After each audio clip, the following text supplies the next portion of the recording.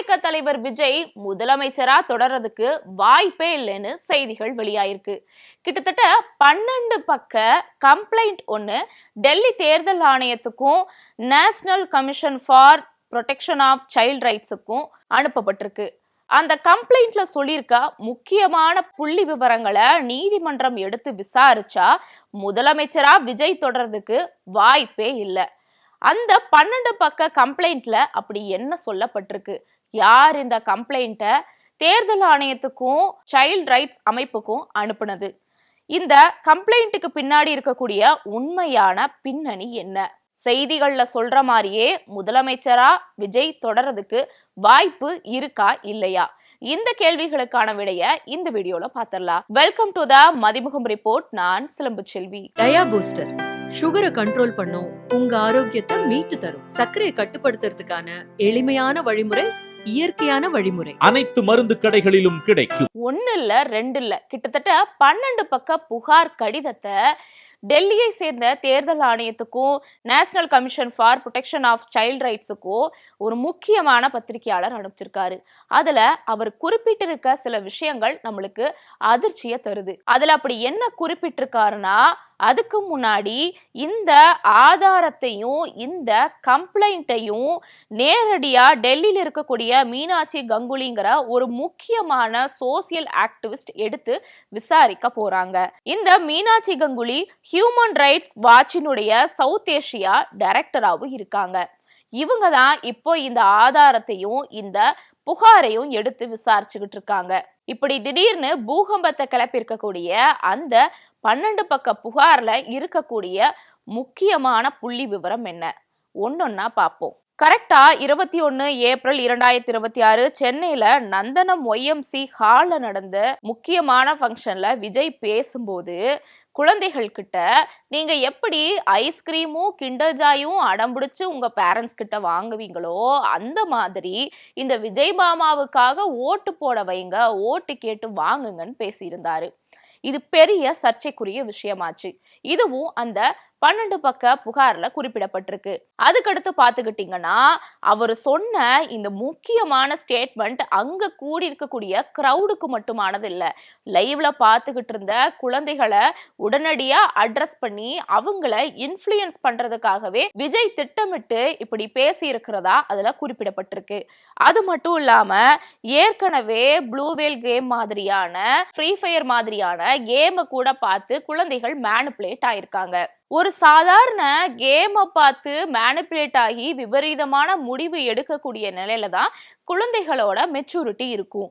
இந்த மாதிரி குழந்தைகளோட இருக்கக்கூடிய இன்மெச்சூரிட்டிய பயன்படுத்தி விஜய் அவர்கள் எமோஷனலா குழந்தைகளை எக்ஸ்ப்ளாய்ட் பண்ணியிருக்காருன்னு அந்த புகார்ல குறிப்பிடப்பட்டிருக்கு.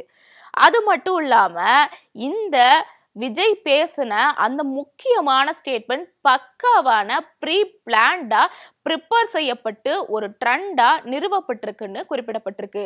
அது மட்டும் இல்லாம விஜய் ஸ்டேஜ்ல குழந்தைகளை இப்படி பேச சொன்னதுக்கு பின்னாடி ஒரு பெரிய மாஃபியா கும்பல் வேலை பார்த்திருக்கு. அது வேற யாரும் இல்ல, ரூட் மாஃபியா தான். ஆல்ரெடி ரூட் மாஃபியா சோசியல் மீடியால என்ன மாதிரியான மேனிபுலேட் பண்ணியிருக்காங்கிறதுக்கு நிறைய வீடியோக்கள் இப்போ வரைக்கும் நம்மளுக்கு ஆதாரமா இருக்கு. அதன்படி பார்த்துக்கிட்டீங்கன்னா, பேரண்ட்ஸ் கிட்ட குழந்தைங்க சண்டை போட்டது, அழுதது, அடம் பிடிச்சது எல்லாமே முழுக்க முழுக்க திட்டமிட்டு செய்யப்பட்ட சதின்னு அந்த புகார்ல குறிப்பிடப்பட்டிருக்கு. சரி, இது எப்படி விஜய்க்கு லாபகரமா பயன்படுத்தப்பட்டுச்சுன்னா, விஜய் சொன்னதோ, குழந்தைகள் அழுததோ, அந்த வீடியோ பரப்பப்பட்டதோ, அது பெருசா பூமானதோ முழுக்க முழுக்க இந்த ரூட் மாஃபியா செஞ்ச திட்டமிட்ட சதின்னு குறிப்பிடப்பட்டிருக்கு. ஏன் அப்படின்னா, பொதுவாகவே ஒரு ட்ரெண்ட் ஒன்று சோஷியல் மீடியால வந்துச்சுன்னா அது எல்லாருமே ஃபாலோ பண்ணுவாங்க. ஆனா இந்த குழந்தைகள் அடம்பிடிக்கிற மாதிரியான வீடியோக்கள் 4-5 தான் சோஷியல் மீடியால பதிவிடப்பட்டுச்சு. அதை அப்படியே இந்த ரூட் மாஃபியா பயங்கரமா பூமாக்கி எல்லா குழந்தைகளும் இப்படி அடம்பிடிக்கிறாங்க, பாத்தீங்களா எங்க தளபதிக்கு எவ்வளோ பெரிய ஆதரவு குழந்தைகள் மத்தியில இருக்குன்னு ஒரு ஃபேக்கான நரேட்டிவை செட் பண்ணி இப்படி காய் நகர்த்திருக்காங்க அப்படிங்கிறதையும் குறிப்பிட்டிருக்காங்க.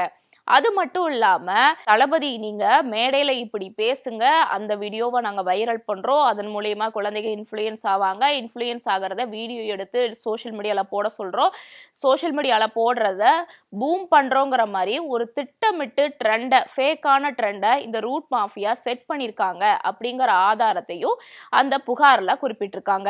இது மட்டும்தான் பண்ணியிருக்காரா அப்படின்னா இல்ல, இன்னொன்னு பண்ணியிருக்காரு. அதன்படி பாத்தீங்கன்னா, அதாவது சைல்டு லேபர் ஆக்ட் படி பாத்தீங்கன்னா, குழந்தைகளை பொலிட்டிக்கல் லேபரா பயன்படுத்தக்கூடாதுன்னு ஒரு சட்டம் இருக்கு. ஆனா விஜய் அவர்கள் என்ன பண்ணிருக்காங்க, குழந்தைகளை ஒரு சைல்டு லேபரா பயன்படுத்தியிருக்காங்க. நான் இப்ப சொன்ன இந்த ஸ்டேட்மெண்ட்டை ஸ்கிரீன்ல டிஸ்பிளே ஆகிற இந்த லெட்டர்லயே உங்களுக்கு தெரிய வரும். அதே மாதிரி ஆகஸ்ட் 4, 2014 பாம்பே ஹைகோர்ட் என்ன சொல்லியிருக்குன்னா, குழந்தைகளை தேர்தலுக்காக பயன்படுத்தக்கூடாதுன்னு ஒரு உத்தரவு ஒண்ண பிறப்பிச்சாங்க. அதையும் மீறி விஜய் அவர்கள் பேசி குழந்தைகளை மேனிப்புலேட் பண்ணியிருக்காரு அப்படிங்கறதும் இதுல இருந்து நம்மளுக்கு தெரிய வருது. மேலோட்டமா நம்மளுக்கு பாக்குறதுக்கு விஜய் போற போக்குல இந்த ஸ்டேட்மெண்ட்டை சொன்ன மாதிரி இருக்கும். ஆனா ரூட் மாஃபியா இதுக்கு பின்னாடி உட்காந்து பக்காவான ஸ்கெட்ச் போட்டு வேலை பார்த்து விஜய் அவர்கள் அப்படி பேச வச்சு அதை ட்ரெண்ட் பண்ணி அதை பூமாக்கி வாக்கா கன்வெர்ட் பண்ணியிருக்காங்க அப்படிங்கிறது நம்மளுக்கு இதுல இருந்து தெரிய வருது. இந்த இடத்துல உங்களுக்கு கேள்வி தோணலாம், சரி வாக்கா மாறி இருக்குன்னா அதுக்கு என்ன ப்ரூஃப் இருக்குன்னு உங்ககிட்ட கேள்வி எழலாம்.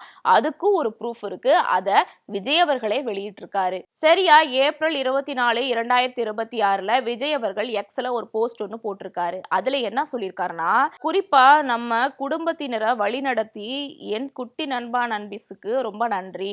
உங்க விஜய் மாமாவோட ஸ்பெஷல் வணக்கமும் நன்றியும் உங்களுக்கு உண்டு அப்படின்னு சொல்லியிருக்காரு.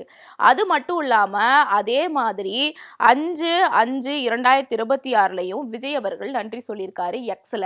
அதன்படி பாத்தீங்கன்னா, ஏராளமான காரணிகள் இருந்தாலுமே குடும்பத்தையே தங்கள் அடரன்பால் வழிநடத்திய குழந்தை செல்வங்கள் தான் அதிசய தேர்தலுக்கான ஆழமான காரணிகள்ல ஒன்றா மாறி நின்றுருக்காங்கன்னு சொல்லியிருக்காரு. இது மட்டுமா சொன்னாரு, சிஎம் பதவியேற்பு விழாலேயே என்ன சொல்லியிருக்காரு, கடைசியா ஸ்பீச்சை முடிக்கும் போது சிலருக்கு ஸ்பெஷலான தேங்க்ஸ் சொல்லணும், அதுல என் குட்டி நண்பா நண்பீஸ்க்கு ரொம்ப நன்றி, உங்களால தான் நான் இப்ப சிஎம் ஆயிருக்கேன்னு விஜயே ஒத்துந்திருக்காரு.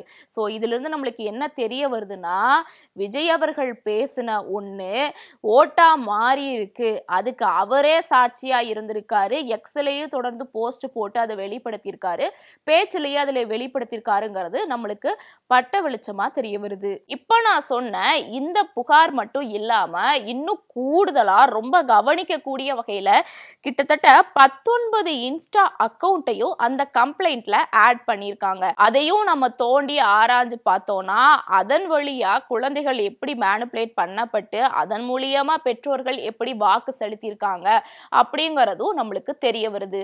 ஆக மொத்தத்துல இந்த 12 பக்க கம்ப்ளைண்ட்டை மட்டும் நீதிமன்றம் எடுத்து விசாரிச்சு அதுக்கு உத்தரவு பிறப்பிச்சா முதலமைச்சர் சீட்டுக்கே வேட்டு வைக்கிறதுக்கான வாய்ப்பு அதிகம். அது மட்டும் இல்லாம விஜயோட வெற்றி ஒரு மேனிப்புலேஷன் வெற்றி, குழந்தைகளை வச்சு மட்டுமே அவரு இப்ப ஆட்சியை பிடிச்சிருக்காரு அப்படிங்கிற ஆதாரமும் நம்மளுக்கு கண்டிப்பா தெரிய வரும். அடுத்தடுத்து என்ன நடக்க போகுதுங்கிறத நாம வெயிட் பண்ணி தான் பார்க்கணும்.